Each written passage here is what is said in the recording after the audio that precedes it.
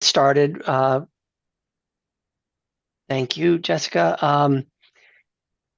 Hi, my name is Jeff Loiter. I'm a technical director in NARUC Center for Partnerships and Innovation. I see a lot of familiar names, and I know you're all NARUC members, so I don't think I have to belabor the work that the Center for Partnerships and Innovation does to provide technical assistance to our members.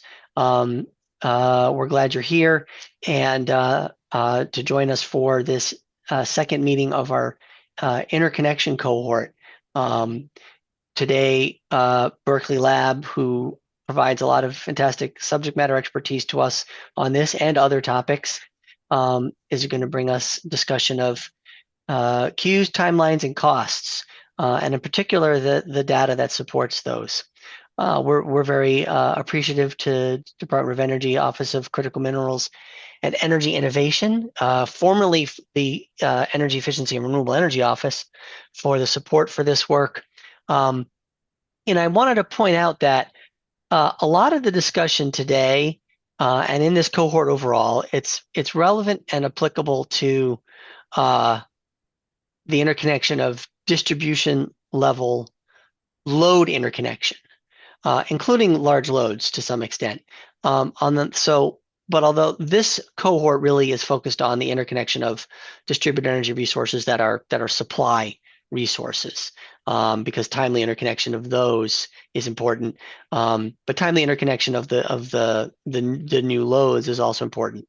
And we want to make sure you have the resources you need. So if load interconnection is something that's important to you, particularly around the kinds of topics we're talking about in this series, please let us know, and we'll work to make sure that these cohort discussions can, bring in some of that aspect of the material. Today's topic on data transparency and data access around queues, timelines, and interconnection is interesting because it's another flavor of a topic that NARUC has addressed in a variety of ways in the past. In the past, we've done work on grid-related data like hosting capacity analysis. We've done some work on customer usage data and access to that, and how both of those sets of types of data are important to making the grid responsive and efficient and affordable and reliable. And this is yet a third kind of category of data and information that is that can facilitate those outcomes. So if you're interested in grid data or customer data access, I'm going to drop a link in the chat here in a moment for an essential resources guide that we prepared that points you to some of our resources on those topics.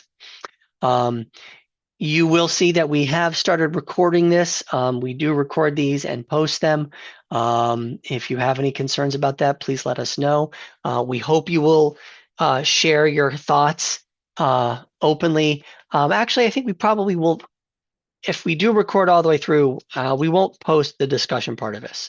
And Grace, you can correct me on that once we get going here.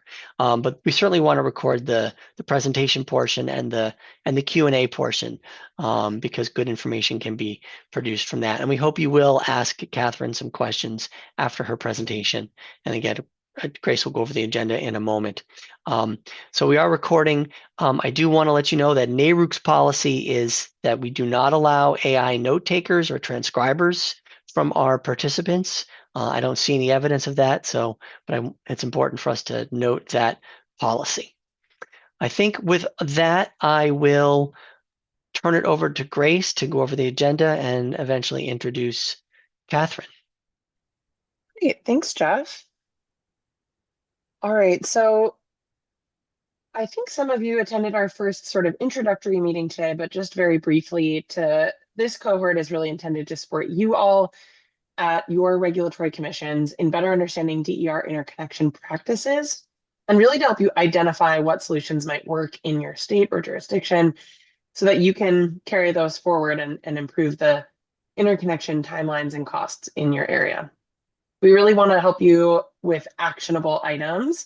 So we would love to hear from you about what those might look like, what's most useful for you, those kinds of things. And then, of course, we always want to build relationships and make sure that you all have connections that you need to bounce ideas off of going forward and continue learning over time. Today, specifically, as Jeff teed up, we are really providing a foundation for the rest of this webinar series by better understanding what DER interconnection data looks like. What is available today? What is the status? What are those data telling us? And how can you, in your states, implement solutions for collecting data and then using those data to help you improve the interconnection process in your area? Our agenda today, I'm just going to do a very brief overview of the cohort plan. A lot of you provided really good feedback from a questionnaire we sent out, so I'm just going to go over how that informed our overall plan. And then we'll hear from Catherine Chelminsky on data transparency. And then towards the end, we'll get to more of like an interactive session where we hope that you'll give us your feedback and insights into reporting requirements and how we can kind of set up the process for utilities in your area to start reporting on the key data that we need to have a good foundation for understanding and managing interconnection. Okay, I hope some of you or all of you received these preview or these discussion questions in advance, but if not, here is just a little preview of what we plan to discuss after Catherine's presentation. So take a look, and I'm not going to go through them, but just be ready to discuss. Okay, and then very briefly, this webinar series is part of the I2X initiative with the Department of Energy. We are working with I2X and DOE to enable simple, fast, and affordable interconnection while enhancing the reliability and security of the electric grid. As part of that work, Berkeley Lab is producing and has produced a number of different resources for you all in particular to be using.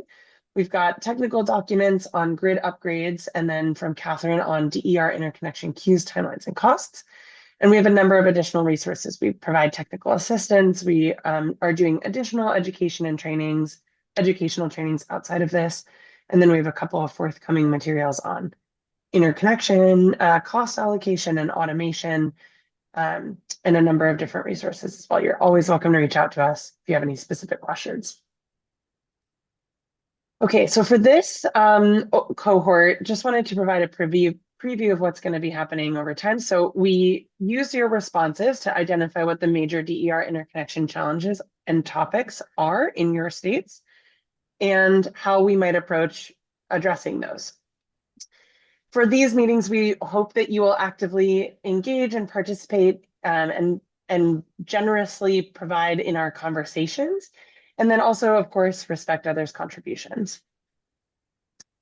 For interconnection challenges, by far and away, the most prevalent interconnection challenges across the states that we saw were upgrade costs. And what this refers to is high upgrade costs and challenges in affordability there. We also saw commonly lack of technical standards is an area for improvement, and then a number of other areas where we think there is room for improvement across our states. In terms of topics, we saw a strong interest in wanting to understand how we can better coordinate interconnection with distribution system planning and capacity expansion modeling, and about cost allocation, interconnection standard adoption, that kind of thing. And then, of course, today's topic, data transparency for interconnection metrics. We asked about what initiative activities would be most beneficial for your commission, and we heard subject matter presentations was of interest. We also heard that you all are interested in bringing your challenges and getting expert coaching. Sorry, my dog is lay down behind me. And so we've kind of designed our sessions around those interests for you. Okay, and then just a couple of other insights from you all. We heard that you are interested in updating interconnection rules in addition to standards. There's interest in DER compensation rates and how to think about integration of DERs into the system. And a number of other things like dispute resolution and communication improvements and improving technical expertise overall. So all of that together resulted in this cohort plan. Today, we're talking data transparency. And then after that, we're going to think about, that very common challenge of interconnection costs and talk about cost allocation and how that can be an effective solution to managing costs, and then distribution system planning and capacity expansion, and how thoughtful planning can really help to manage and better consider costs in a holistic manner. In August, we'll look at interconnection technical standards, studies, and processes like updating interconnection rules.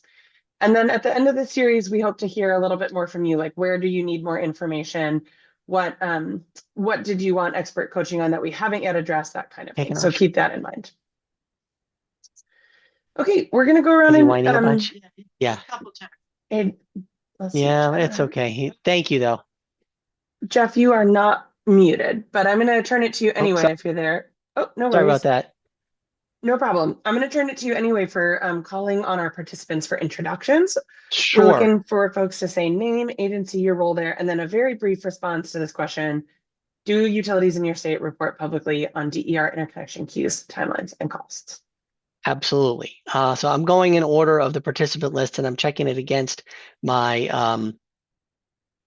my registration list. So Al-Azad's here. Yeah, I'm here. Hello, everyone. Okay, my camera is not working. So sorry. We can hear you. Hello, everyone. I'm Aladdin Iqbal. I'm the assistant director at Electric Power Division at Mass DPU. And to answer the question, uh, queues and timeline and cost. Queues and timeline cost, because it varies, I don't think it's available or publicly available, but there is a range of cost, I think, available for public, but that's, yeah, because these are changes all the time. So there is a range Okay. of, That's yeah, that. yeah. Thanks. Appreciate it. Laura is joining us from Washington. Hello. Yes. Hi. Could you just quickly introduce yourself and answer the question on the screen if you're able to? I am a senior regulatory analyst in the planning division of the Washington Utilities Transportation Division. And as far as I know, our state does not report publicly on DER interconnection queues, timelines, and costs, though that could change. Okay. Thanks. I appreciate that. Um, and it looks like Joshua Dennis is also here from Washington. So if you just want to introduce yourself and either confirm or deny Laura's take on that.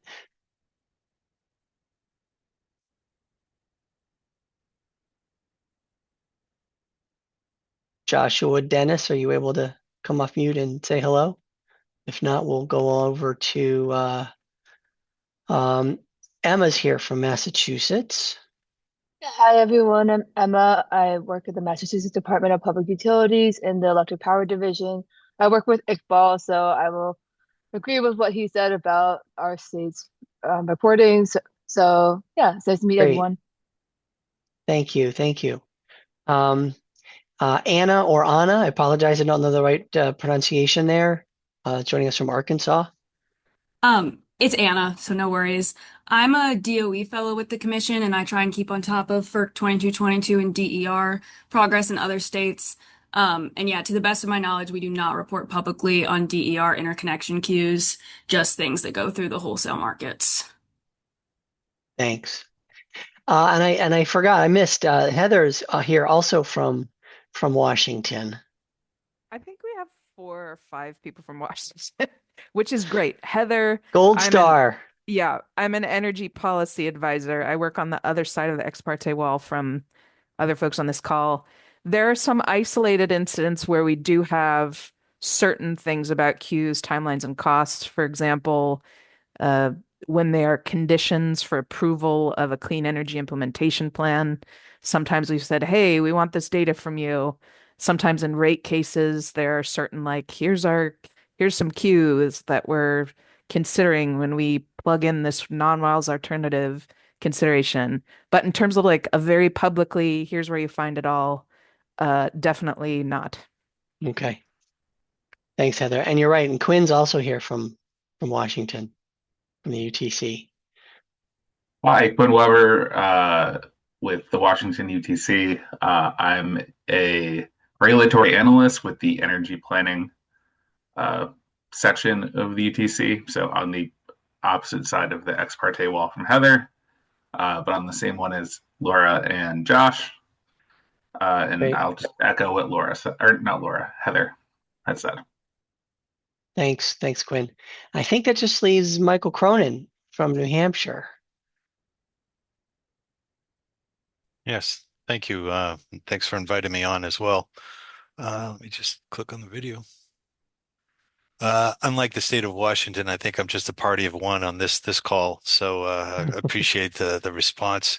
For myself, I'm a utility analyst, a regulatory analyst with the New Hampshire Department of Energy. There has been a little bit of a Chinese wall separation between the Public Utilities Commission and the New Hampshire DOE, whereas we're assigned mostly to policy.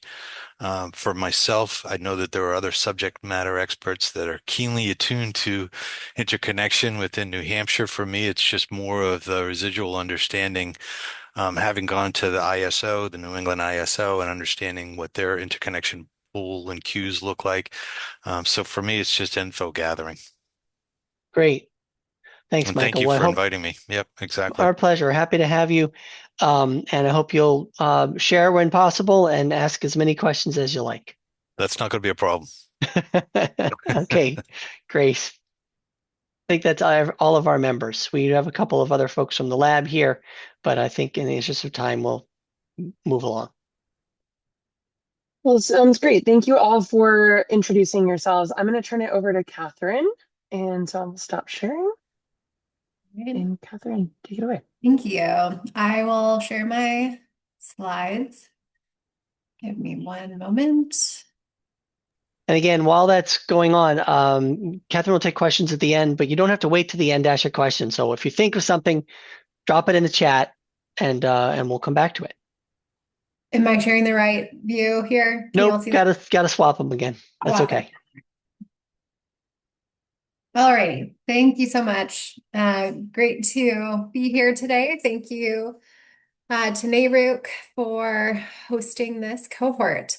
I'm Catherine Chelminsky. I'm an energy policy researcher at Berkeley Lab. I'll be presenting today on timelines and costs for distributed energy resources interconnection in the US for the 2000 to 2025 time period.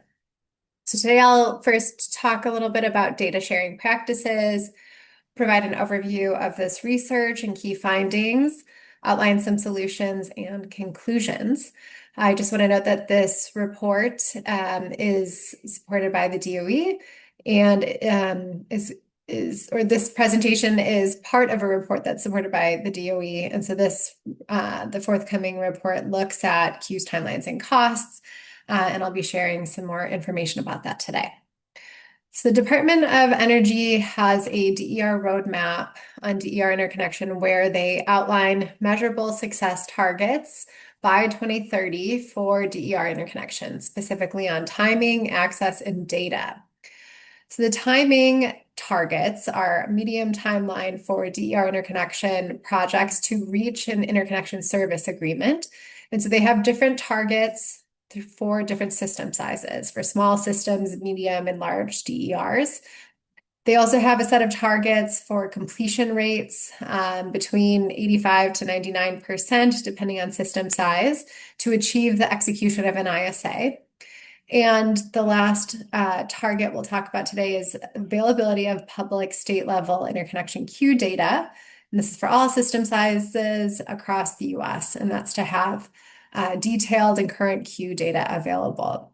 So we'll talk a little bit later in this presentation about how, based on the data we have, where we are in terms of achieving these target values. So turning first to data sharing practices. We'll talk kind of extensively today about how data sharing practices vary across the United States. Detailed public interconnection data are not widely available across the country. And that was kind of even evident on this brief poll today that data sharing practices really widely vary. Even in states where utilities provide data, many data fields are missing or are not standardized. So some states report on timeline data or just the list of capacity, list of projects, but there's no cost data available. The standardization is also challenging because the frequency and kind of framework for data fields and how they're reported are not standardized, which means that there's a lot of variation in these data sets across jurisdictions, which makes it more challenging to compare. One of the common data fields in adoption for compliance is the IEEE 1547 standards. We found that publicly available data are often a result of state requirements for data sharing and standardization that is set at the state level. Some of the barriers to data sharing and data collection include the labor and resources needed to collect, aggregate, clean, and standardize the data, some of the computing requirements for data collection and sharing, as well as concerns related to the privacy and security of the data. And so there is a balance between having data that is granular enough that can be useful for stakeholders, but then does not also put in place a burden in terms of collection, aggregation, and reporting. Interconnection data are vital to DER deployment. Transparent, publicly available data on projects, timelines, and costs are vital for economically efficient deployment of DERs and in order to evaluate utility performance on interconnection and progress over time. Lack of quality data can hinder DER siting decisions and can lead to interconnection delays, as well as high upgrade costs, particularly when developers do not have information on which queues or which points of interconnection already have long queues. They may continue to site there, which can incur high upgrade costs. So publicly available data are necessary also for benchmarking and tracking. So to be able to track how many projects are on hold versus interconnected versus under study, which we refer to as queue statuses or interconnection statuses.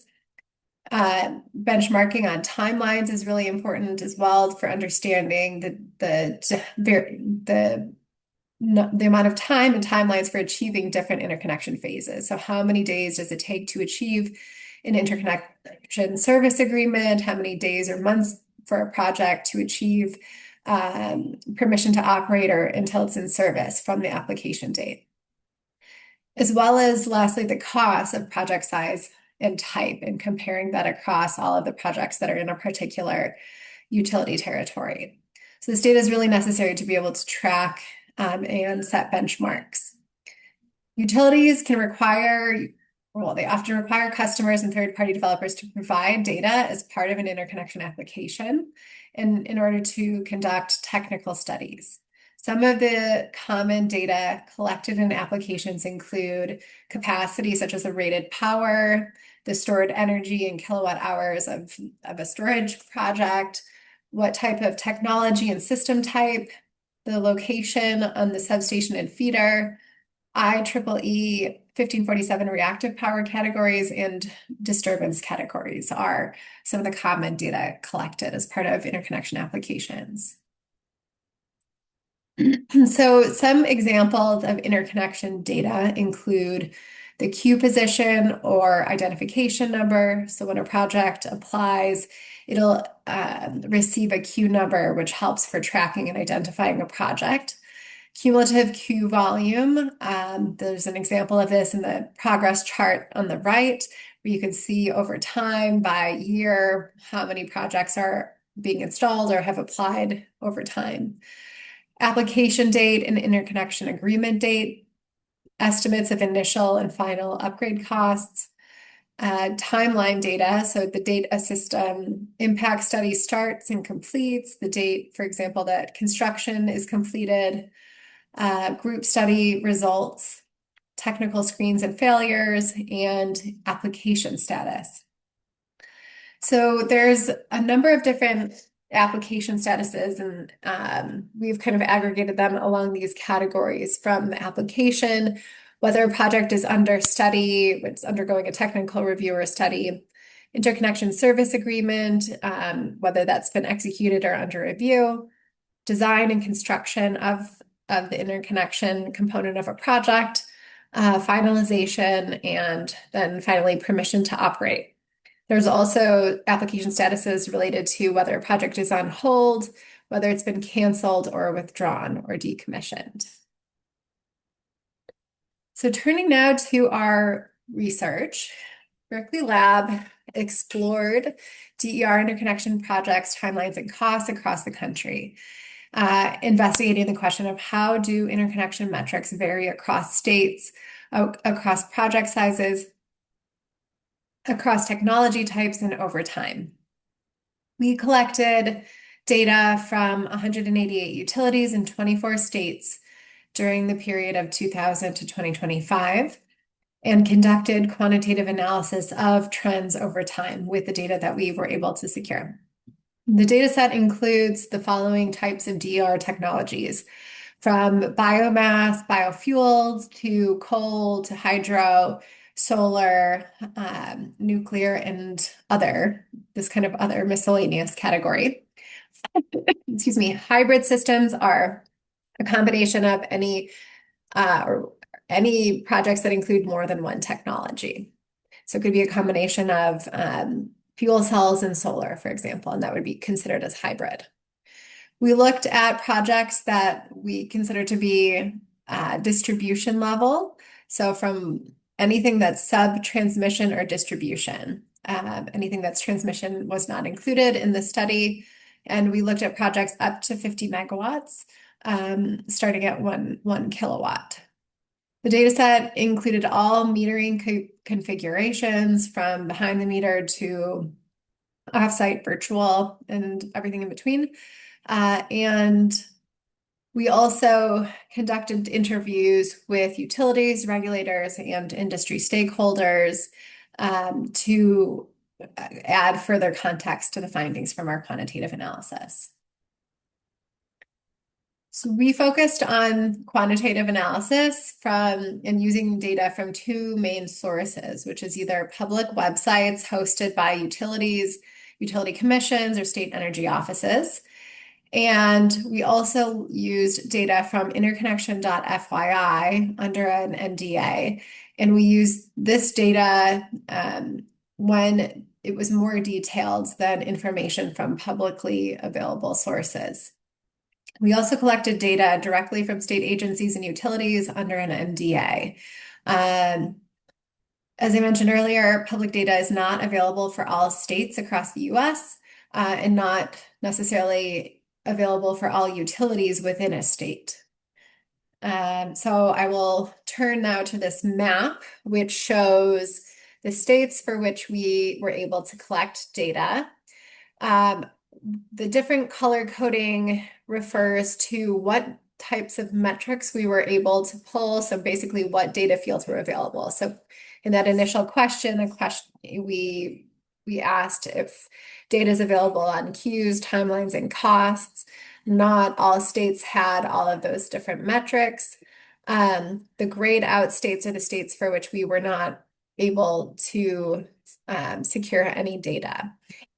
And so in total, the data set represented about 2.7 million projects across 24 states and 188 utilities. But as we look at different metrics, you can see that these numbers kind of drop down.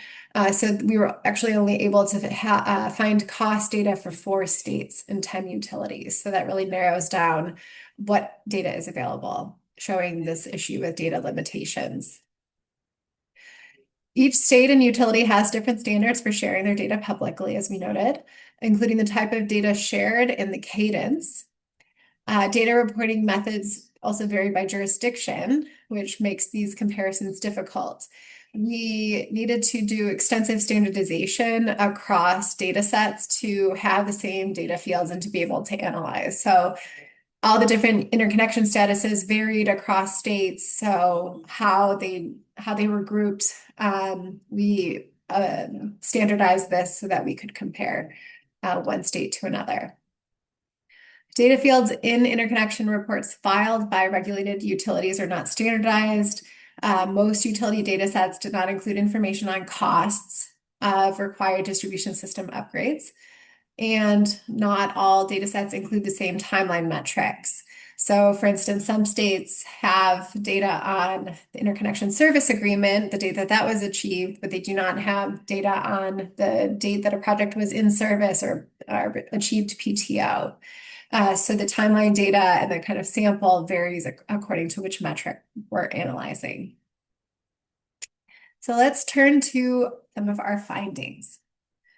So just as a high level, we looked at interconnection project data at the maximum data that was available across the country. We had the most data available from California, which made up 65% of our data set, followed by New York, Arizona, and New Jersey. So this figure to the right shows a bar chart of how many projects were available for each state.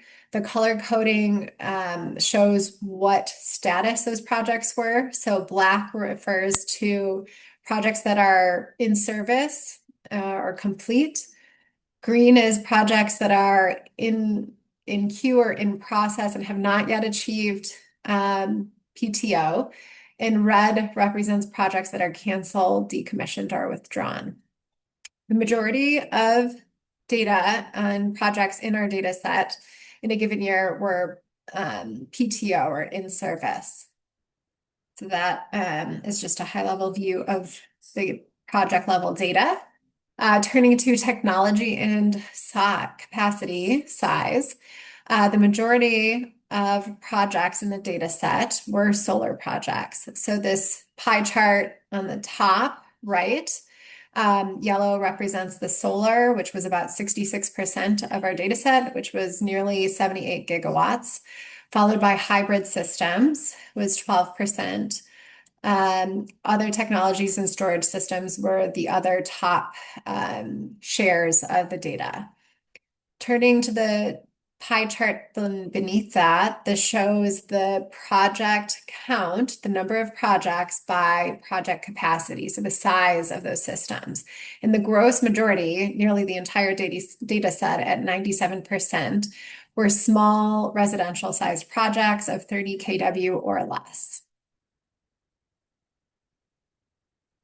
We analyzed interconnection timelines. We looked at both the interconnection, the projects that achieved PTO or that are in service, and we also looked at the timelines for the executed interconnection service agreement, which we'll get to in a moment. So this figure, and I'll show you a blown up version in a moment.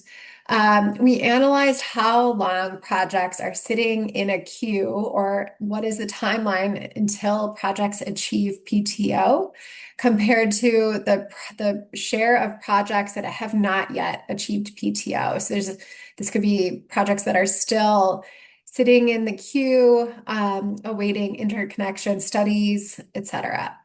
And so the point that I want to make, just looking at these two side by side, is the figure on the right, on the top right, shows the small systems, so those residential systems, versus the one on the bottom right shows larger DER systems, 1 to 5 megawatts.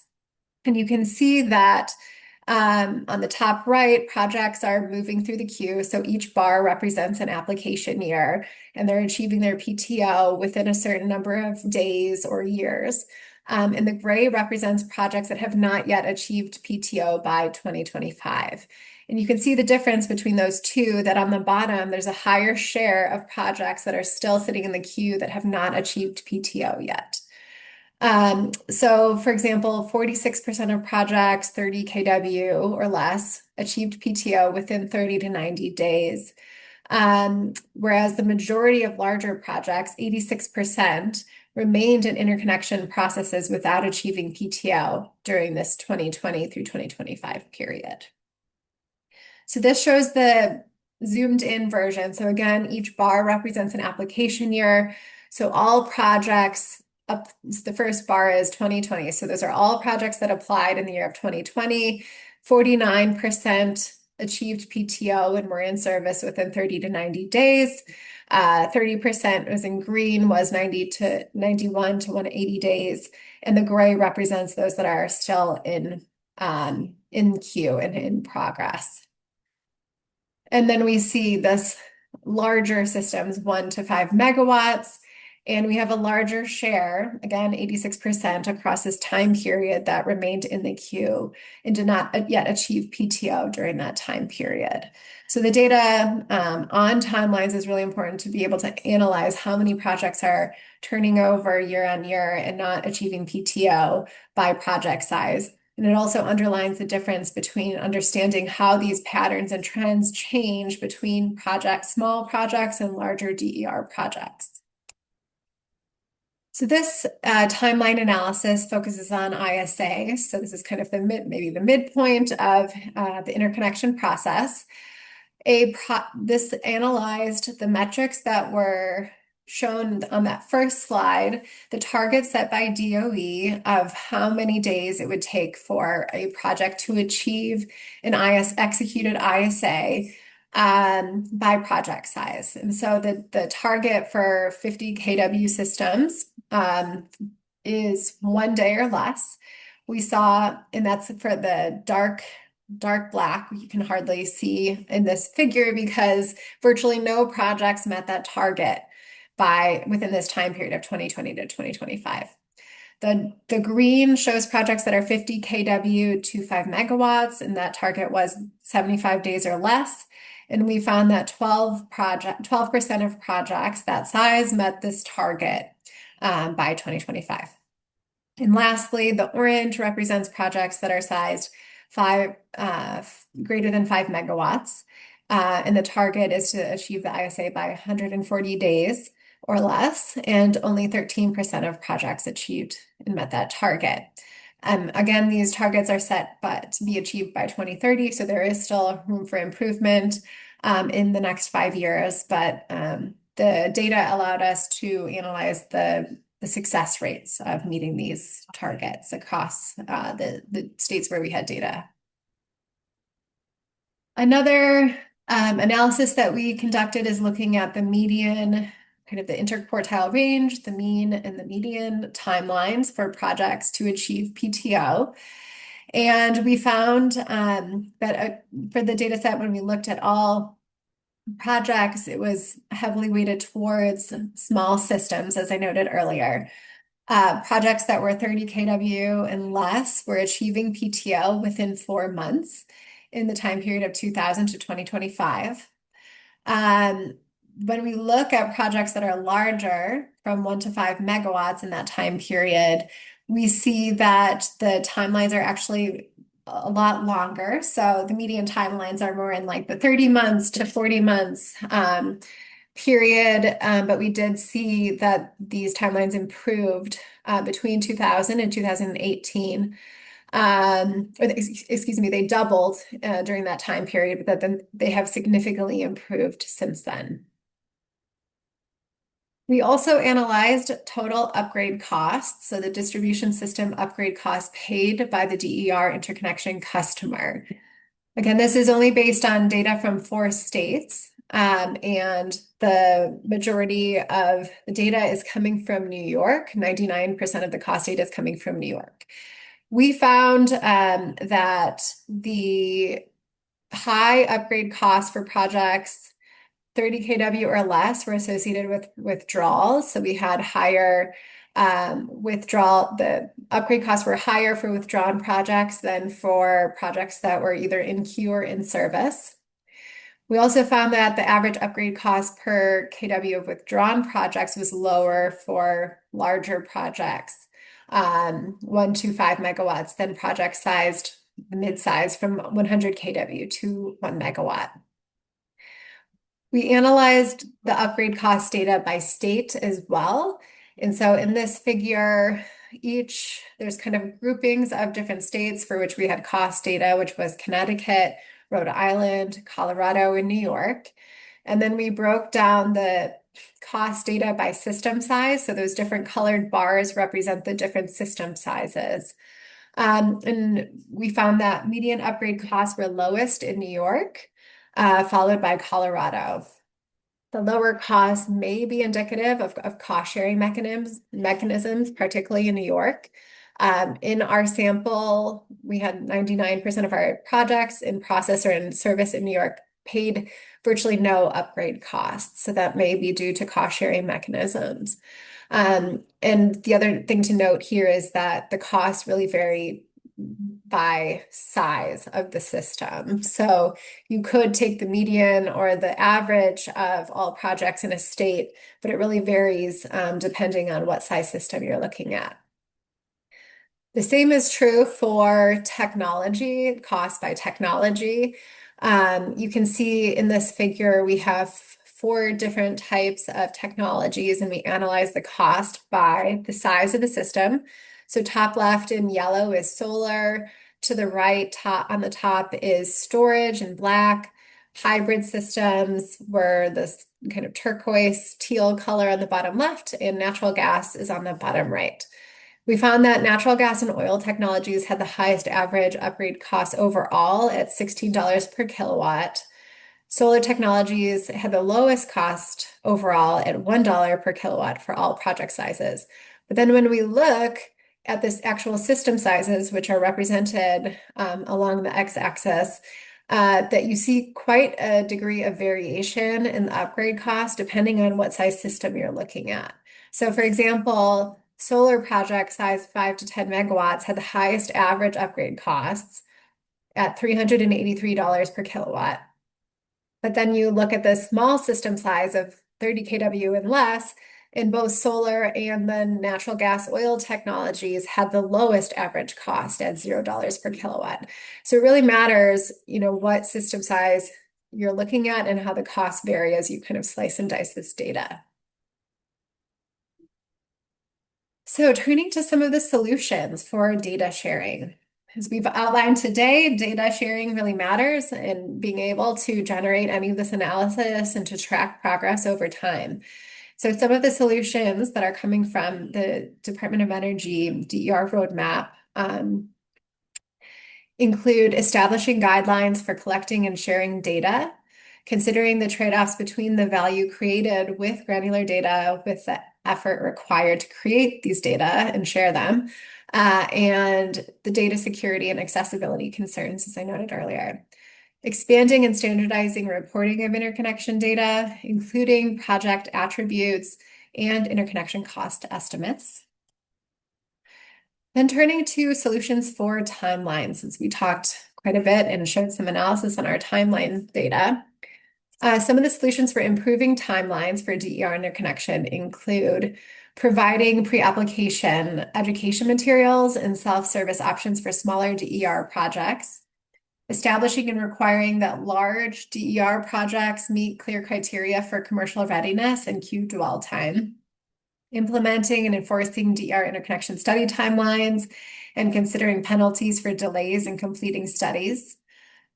Continuing automation as for parts of DER interconnection application processing that's been shown to improve DER interconnection timelines. Implementing automation to streamline the completion of interconnection studies. Enabling flexible interconnection is another solution that helps defer grid upgrades and avoids delays. Using group study processes to address existing queue backlogs, and developing and standardizing interconnection processes for DERs connected to new building construction projects. So in conclusion, DER interconnection timelines and costs vary dramatically depending on the state, utility, project size, and technology. In order to understand any of this and examine any of this, publicly available data is needed. Currently, publicly available data is limited across the US. As we've noted, it's not available for all states or all utilities, particularly upgrade cost data. And so this really underlines the need for more data and transparency. Standardizing data reporting with regular upgrades is integral to benchmarking and tracking DER interconnection performance, both within and across states and utilities. And we just want to note that we do have in addition to this report that's forthcoming, we will also be publishing a DER interconnection dashboard, which will provide direct access to aggregated data and visualizations from this analysis, similar to what we shared today. So looking forward to sharing that with you all. And thank you so much for your attention today. Looking forward to any questions. Thanks a lot, Catherine. An amazing quantity of data, and really appreciate your data visualizations. And we have some questions coming in, and I'll take sort of the facilitator prerogative, and I'll start. So Lisa pointed out that maybe asking a clarification on slide 24 about why solar costs are so low. But I'll notice that it looks to me like regardless of those 4 technology bins, at the less than 30 kW size, basically there's no cost. Really for any technology. And in fact, doesn't look like there are any natural gas oil projects less than 30 kW. But presumably that's because they're not assigning costs to customers at that size as a policy. So one point of clarification is that, again, the sample of this data to create this is coming mainly from New York. So this is Sure. 99% of our data on costs is Right. coming from New York. And so we cannot extrapolate beyond the data that's in the sample. And so I just want to underline that. Okay. And so do we know then in New York specifically, they don't assign any costs, for less than a certain size or certain kind of category of customer or system? Or do we think it's more they just aren't causing challenges at that size? Is it a sort of technology outcome or from the size, or is it a policy outcome? If we know in New York. We have had some interviews where we looked into this. I don't believe that there is a policy that says there will not be any upgrade costs. Okay. There are certainly states where smaller systems are triggering upgrade costs, but the data that's coming from New York is that there were $0, no upgrade costs assigned to these smaller projects. Okay, thanks. There was a request while we're on that slide to ask about if there are what is an example of a small natural gas or oil supply DER? I don't know if that's something you follow. I mean, or if that's more of a DER technical question. It's a good question, Heather, but I don't know what the answer is. The data was coming from utility level data. Okay. So we just pulled the data based on whatever DER interconnection data was available. Okay, you're answering Heather's question about where the data came from. But yes, Great. That's where the data came from. I don't have any more detail on the types of, I mean, oftentimes in the utility data sets, it'll say natural gas, or it'll have some shorthand version of what kind of technology it is. But we don't always have data on the specific project type. Okay.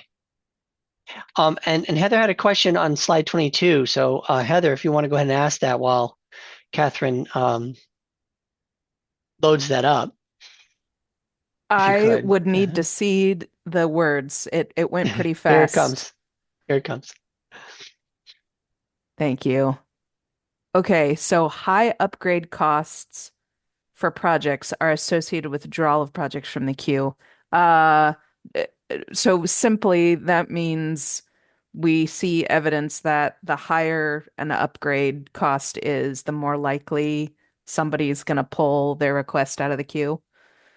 For the 30 kW or less, that is what our data showed, that compared to the cost associated with 30 kW or less projects that were either in the queue, that are still in the queue, or are in service, PTO, that the relative cost was higher. So we're just saying that it's associated, the higher cost is associated with withdrawal of those projects for this sample, which again is coming largely from New York. Okay, thank you.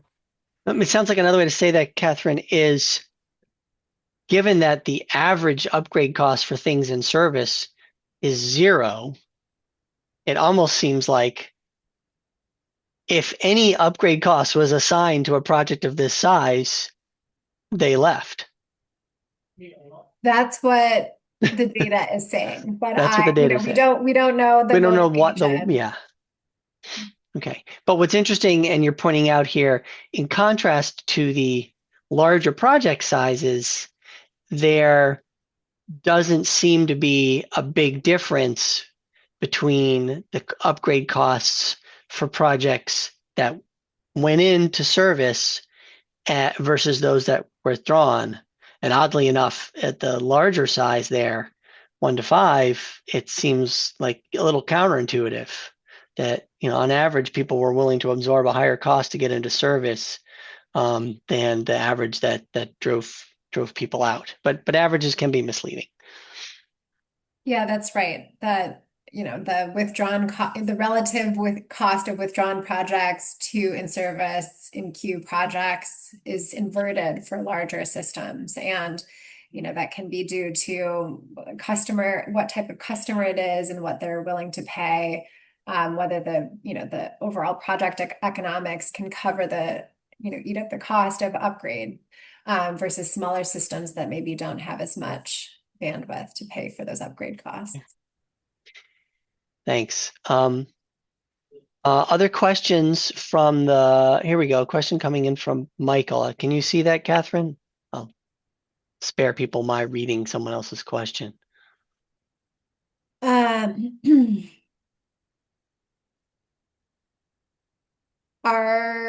It says the question would Yeah, I can ask are it we if you want. developing a new view? Okay, please go ahead. Yeah. So, at the onset of your presentation, you talked about standardization and normalization of the information. I'm kind of a bit of a data geek myself.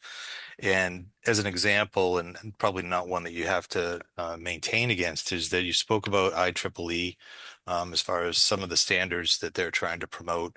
And equally on a microgrid level, I don't know if you follow that as you normally would as far as kind of a group. They had, I forget the name of the organization, had developed a state scorecard based upon kind of best practices. And I know that you folks always take kind of an innovative approach as to what you do, but I was just curious if you're looking at it more longer term, that you would have at least uniform standards that came out of this type of conversation that all states would be able to enjoy and exercise. Yeah, I don't think we'll be developing a scorecard per se, but I know that standardization of data sharing is something that we're exploring. Lisa, or Grace, feel free Yeah, to. that's a good question, Michael. So I think we're looking to work with Jeff and Narook and this cohort to develop a couple of products that would be useful, not necessarily, maybe like a model guideline, for this kind of thing, specifically related to making data publicly available on timelines and costs with standard terms.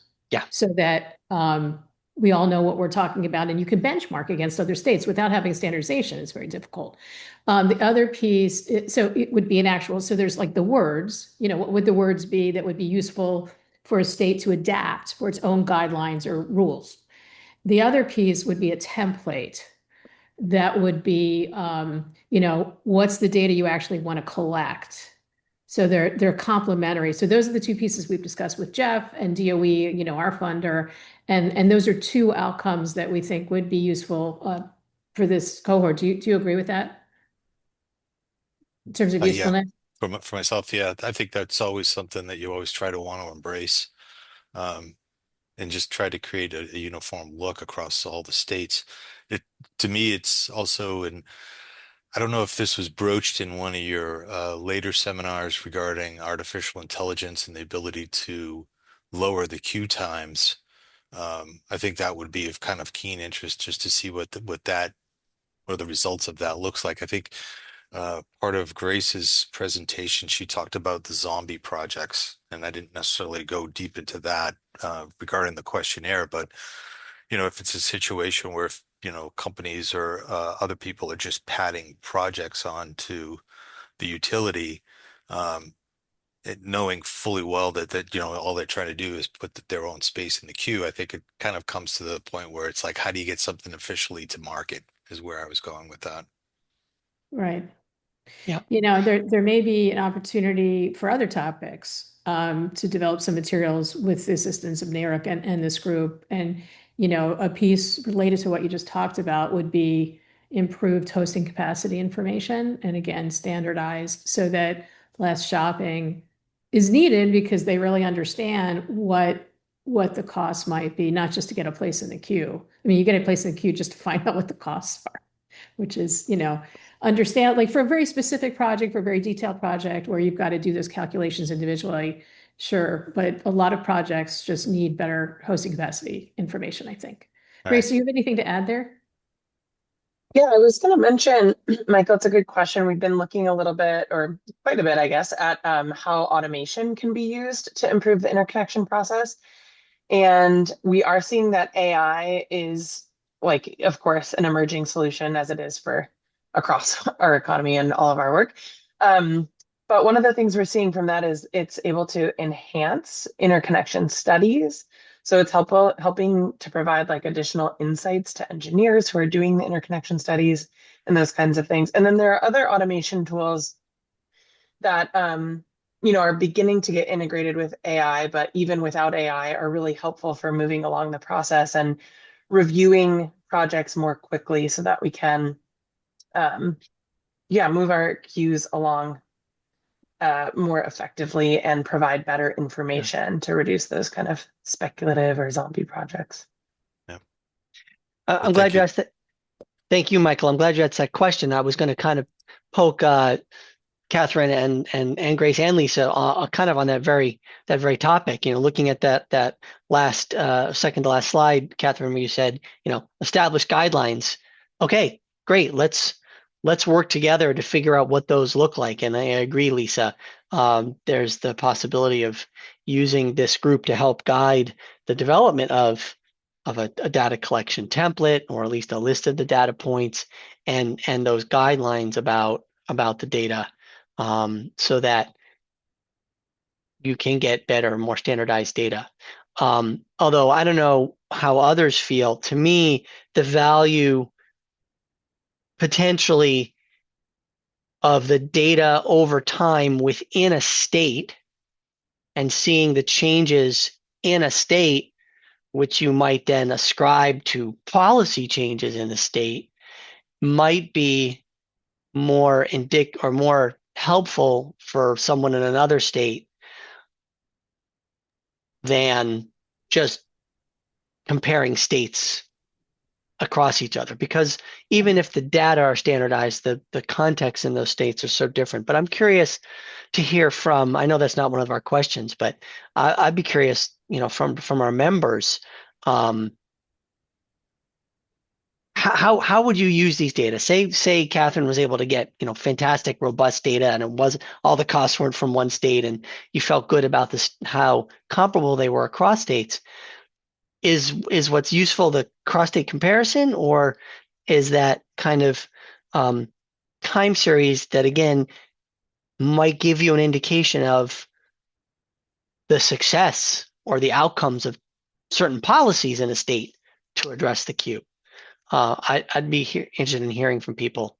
Yeah, I, You I know, think, and I can close on this if you'd like, as well as for myself, it's just more of that curiosity that either you consider these interconnections to be very unique, right? Is it a situation where each one of them is kind of like, blown glass? It's just, you got to treat it separately. You got to, and that's okay. But do you evolve this model to be more of a wash, rinse, repeat, right? That, oh, we've got a solar project. So these are the, let's just say arbitrary data elements that we would be looking at.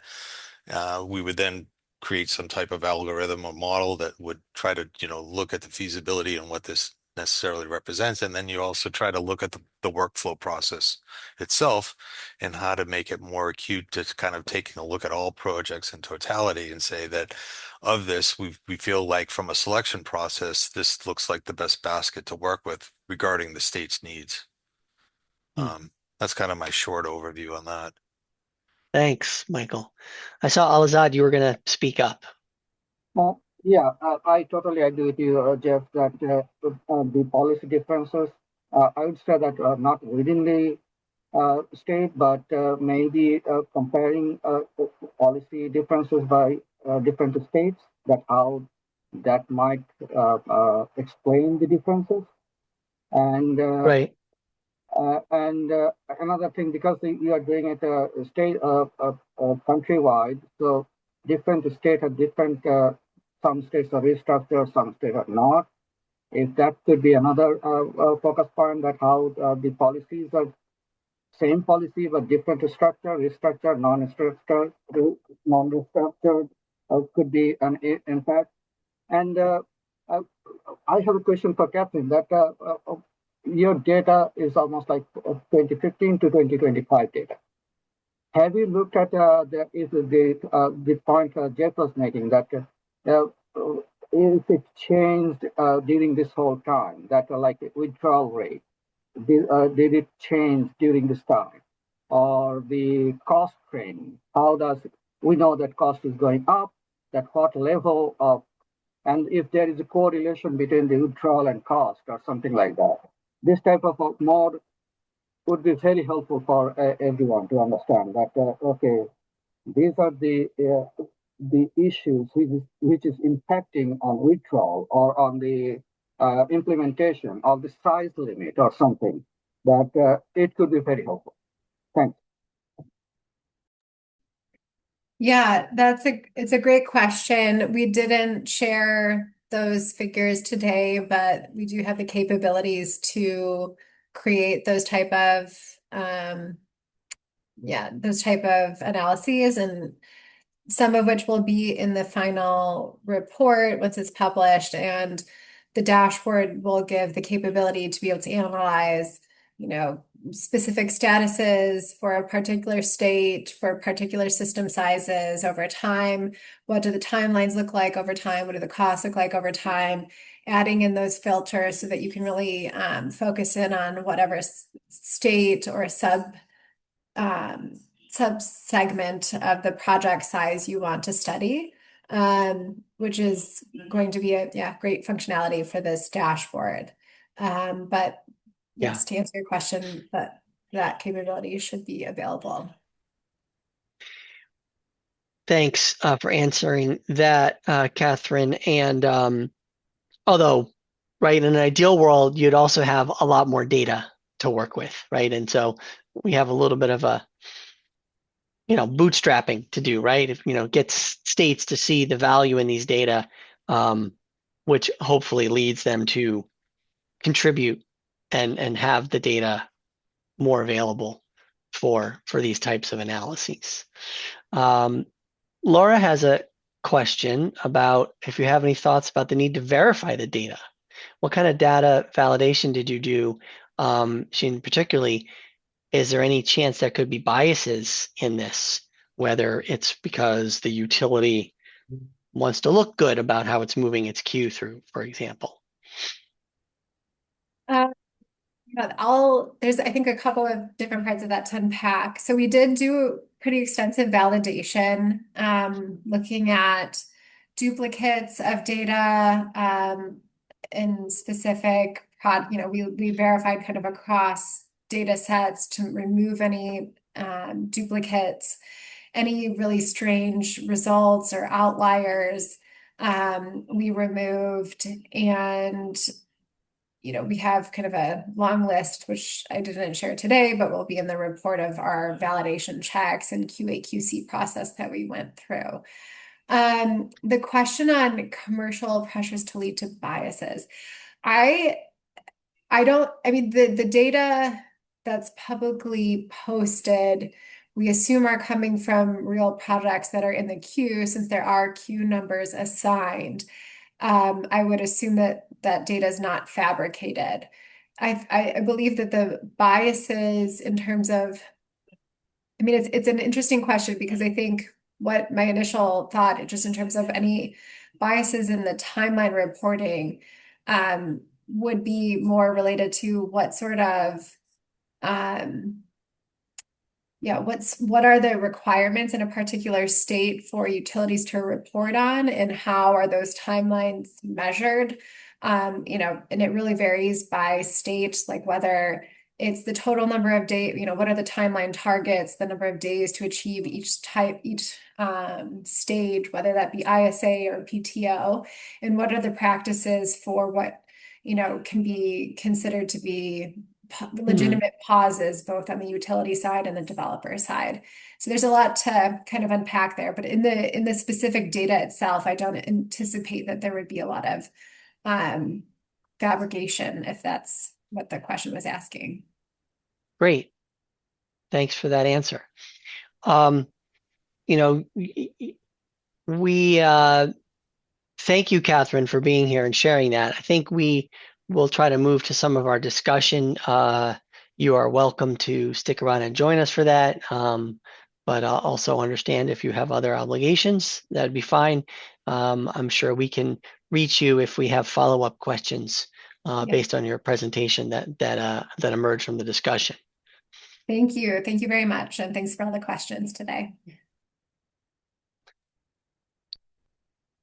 So, well, we got a fairly small crowd. We can be informal, I think, about the discussion questions.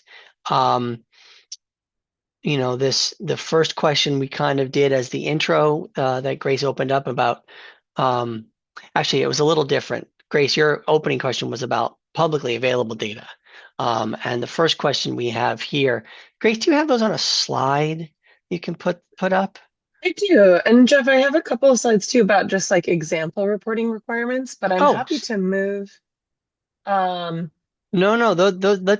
well, I'll leave that up to you. I think either is fine. I mean, I think the thought about the example requirements to Lisa's earlier commentary is valuable, and it sounds like people would find that helpful to have a reference to. Great. Well, yeah, why don't I just go through them relatively quickly? These are really intended anyway, just to be kind of inspiration and to get our discussion going about what kinds of data you might collect. Of course, Catherine teed that up nicely too. But yeah, just to emphasize, reporting is relatively simple in terms of a tool for improving interconnection. And you as regulators can help to kind of set the expectations and establish the guidelines for that. A couple of things that came to mind for me, I worked on this when I was at the Hawaii Public Utility Commission. And here are some considerations that I thought were helpful when we were there. And, from our research we've heard is helpful. Just first of all, thinking about where you might consider these establishing these guidelines. Is there an opportunity within an existing proceeding? Might you be able to work it into a performance-based regulation or a rate case or some other type of proceeding? One thing that we found really helpful was soliciting stakeholder input. What data are developers using? What data are other stakeholders using? What does the utility find informational and useful? Thinking about asking other folks what data they need and what is available. And then clarifying how you're going to use those data that you do get and why you're using them. Another important thing that we found is just clarifying how you're actually going to get the data. Do you want it within your hosting capacity map? Do you want it in a downloadable Excel? If so, can the Excel be formatted nicely to help with user understanding and accessibility? And then, of course, I think Catherine mentioned this too, but considering the sensitivity of data and whether you may need to take appropriate cautions, and then trading that granularity with consideration of the resource intensity. And I think for me, that really gets back to the purpose of the data. Why do you need this data? What are you actually going to use it for? And can you consider how frequently you might need it and at what granularity? And then these data are really there to inform kind of your next actions. So as I mentioned, the next slides are just going to be a couple of requirements examples from other states. And these are really intended to be inspiration for you all to take these and draw from them as you move forward in your state. Wanted to share this NARUC grid data sharing playbook, which is really helpful for kind of assessing trade-offs when you are soliciting data. These are just a couple of examples of reporting requirements that you would get from a DER application. So the developer or the customer submitting an application would provide the type of technology, the rated power and energy, and then other information like location, those kinds of things. And then with that, the utility generates a long list of data shown here on this slide. I'm going to go through a couple of HECO reporting requirements. There are a number of different reporting requirements for DERs in Hawaii because we have such a high penetration of these resources. But you can see there are reports on things like number of applications, the status in the queue, total kilowatt hours interconnected and purchased through these feed-in tariffs. Why are those resources being curtailed? Are they being curtailed? And then I think importantly to this conversation, time spent to complete processing the project application. They also report on other DER programs. There's a variety here in Hawaii. And so Hawaiian Electric reports on hosting capacity, applications and their status, number of interconnection requirements studies, and along with those, the timeline for the studies, types of grid upgrades, and study costs. And then we have some advanced metrics here in Hawaii too on like lost compensation from smart inverter settings that we've enabled. And then the utility also provides some narrative descriptions of any challenges or progress that they've made. Again, these are more of the publicly reported metrics, and I just provide these to give you a sense of like what is useful to provide more publicly versus you can get things internally with more detail as well. So these provide some like benchmarked data on, we have all these DERs online, how long did it take to interconnect them, how many of these DER systems are providing grid services, and then how are we actually using those DER grid services. And again, this is on Hawaiian Electric's website. So this is intended to show that, publicly available data in nice formats can help you to kind of understand trends and serve as a baseline for additional efforts. Similarly here, you can see this is total megawatts of enrolled DER systems using grid services, and you can see a clear trend that here, where in the last graph, not really a clear trend. So you might want to be able to kind of parse those data and think about what would improve the processes. Another list for you all to draw from. I'm not going to go through this, but one thing that I did think was interesting on this slide was, the aggregate capacity of systems here. We're seeing decimal points and a lot of detail in those systems. And this might be a place where you would want to think about, do I actually need the decimal points, or what is the actual kind of granularity of data I need from these data that we're getting here?